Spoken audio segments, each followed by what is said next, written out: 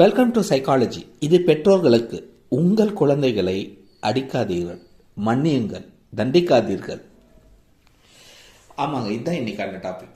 இப்போ உங்கள் குழந்தைங்க தப்பு செஞ்சிட்டாங்கன்னா அதை முடிஞ்ச வரைக்கும் மன்னிச்சிருங்க. அவங்கள புரிஞ்சுக்கோங்க. ஏன் அந்த தப்பு பண்ணாங்கன்னு நினச்சி பாருங்க. என்ன தப்பு பண்ணாங்கன்னு பார்க்காதீங்க, ஏன் அந்த தப்பு பண்ணாங்கன்னு பாருங்க. அவங்க குழந்தை வயசு, நம்ம வயசுக்கு பெரியவங்க வயசுக்கு எவ்வளோ தப்பு பண்ணுறோம். குழந்தைங்க தானே, கண்டிப்பாக நீங்கள் மன்னிக்கலாம். அவங்கள புரிஞ்சுக்கோங்க. நம்ம இவ்வளோ பெருசாக வாழ்ந்துட்டு இவ்வளோ தப்பு பண்ணுறோம், ஆனால் நம்ம தண்டனையை தவிர்த்துறோம். ஆனால் அதே மாதிரி குழந்தைங்க தப்பு பண்ணால் அவங்கள மன்னியுங்கள், அன்போட கையாளுங்கள். ஸோ அவங்கள தண்டிக்காதீர்கள், முடிந்த வரைக்கும் மன்னிச்சு விட்டுருங்க.